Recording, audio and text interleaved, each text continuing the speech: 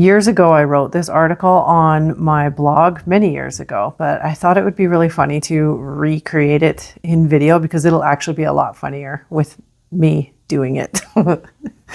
The original title of the post that I wrote was called How to Learn the Important Curse Words in Jamaica. And after you listen to this, you can totally curse somebody out without actually cursing at all. When we travel to different countries, we always want to know the bad words first, right? I can understand why. It's so that when we go back home, we have a whole heap of ways to curse out bosses and in-laws without them actually realizing it.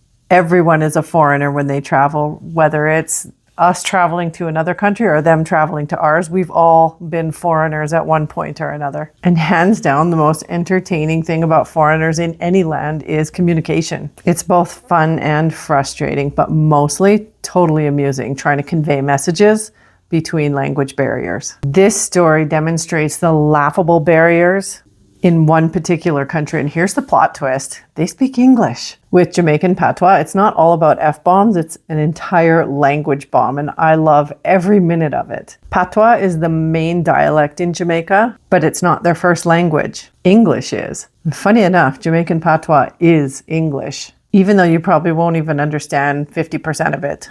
And Patois is spoken with such speed and fluidity that it can sound like a foreign language to the untrained ear. The dialect is somewhat broken and not structured the way that we would form sentences. And sometimes I think their way of doing it is so much more efficient. For example, instead of just saying the back of my neck, they would say neck back. Like, no wonder Jamaican sprinters run faster than the rest of the world. They are not wasting their breath on excessive words. Although in some cases that may not be entirely true, because instead of just saying jeans, they would say jeans pants. In all my years in Jamaica, I never tried to speak Patois for fear of sounding like a total noob. But I understand it fluently, which is a really fun party trick. No one could ever get away with talking about me. The thing about Patois is there's no steadfast rules for learning it. So you either wing it and hope for the best or just stay in your lane and speak proper English. In Patois, your hair and sleeves aren't long, they're tall. Your entire leg is your foot, and the back of your foot is a foot back. And you don't watch someone, you pre them. Do you still pre in Jamaica? I don't know. It's been 8 years since I've been there. Are we still preing in Jamaica? And you must say things twice in a row to get your point across effectively. For example, you don't just chat with someone, chat you a chat. When a Jamaican is really excited or in disbelief, that's when it starts to get really comical. Who would ever think someone's excited when they tell you to kiss their neck back or foot back? Or their granny's neck back. Kiss me, granny neck back. And who would ever know that someone is upset when they yell, blouse on skirt? See what I mean? Even though it's English, putting it together is a whole other ball game. The words are there, but you can't possibly know or guess how to use them. Skinning your teeth is the act of smiling, but to me, that sounds like a form of torture. If you think about it literally, skinning your teeth. However, kissing your teeth is something you would do if you're upset or you don't agree with someone. It takes a little bit of practice to perfect kissing your teeth.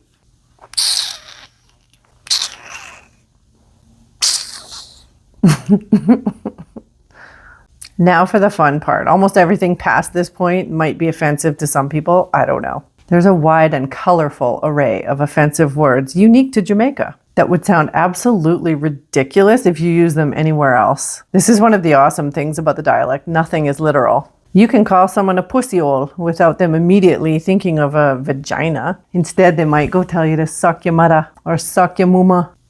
Entire fights can go down in the street with no punches or physical action. You'll just hear a vibrant spray of creative, non-literal bad words that still sound violently beautiful because of the accent. One thing to be clear on in Jamaica is they don't pronounce the TH. It will always be a hard T sound. This rule is demonstrated really nicely by a photo that I took outside the Montego Bay movie theater. Look at movie number 4, Black Panther. Jamaicans also add and take away letters that do and don't belong there. But it's like a game to try and figure out which words. Like, will they add a letter or won't they? Will they take one away or no? They pronounce the word I as yai, but the word head is just ed. And if you have something on your head, it's on your ed top. Now, for the part you've all been waiting for, the curse words. Blood clot is like the original sin in Jamaican bad language. It came first and a whole dictionary of derivative curse words came after it. The true meaning of the word blood clot in Jamaica comes from blood cloth, literally. But when Jamaicans say it, it comes out as clot. there's that takeaway game again. They take away one letter, so it's a hard T. Literally, a blood cloth is a feminine hygiene product. So in essence, when the word is used in anger towards someone else, you're basically calling them a tampon. Call me crazy, but when I'm pissed off enough to start name calling, I'm not going to be calling them a tampon. Then from blood clot came ras clot. As far as I know, ras can be used like ass. When Jamaicans shout, "Kiss me ras," they're saying, "Kiss my ass." So I'm not exactly sure what an ass cloth is, if we have to break this one down literally. Hope YouTube doesn't ban me for this. Also from blood clot came bomba clot, which technically means ass cloth again, because bumbo can be slang for butt. It's difficult to determine a hierarchy of all the bad words and which ones are the most offensive, because how and when they're used determines the outcome. It's like our F-bomb. We don't only use it when we're angry. Sometimes it seems to be part of a well-balanced diet. It's the same as how blood or bumbo or rasclot can be used in many situations. Sometimes they even use a full combination of it, like bumbo rasclot. One time I was driving there and I had a Jamaican passenger and someone moved in and cut me off on the road and I yelled, "Douchebag!" And the person in my passenger seat had no idea what it meant. So I proceeded to explain to them the literal meaning of a douchebag. For those who don't know, Google it because I'm not going to explain it here. So at first when I told him, he screwed up his face because it's gross, and then he laughed. And in my opinion, it's just as bad as calling someone a blood cloth. So they are both equal items on the totem pole of stupid things that we call other people. So next time you land in the beautiful country of Jamaica and you get swept away by their gorgeous accents, just be aware. That's not always how they really speak. Their accent is delightful, but their dialect is a whole different version of what you know as English. Now that you know what a bomba clat is, if you ever want to make a whole group of Jamaicans buckle with laughter, just shout it out. I feel like nothing amuses them more than a foreigner trying to use their words incorrectly. Okay, if you're Jamaican and you're watching, I really want to see your feedback in the comments. I know there's probably going to be some funny ones and there's probably going to be some people who were offended. I'm sorry. Thank you for watching today. I hope I was amusing and not offensive. Please like, subscribe, leave a comment. I'm dying to see what the comments are going to be like today.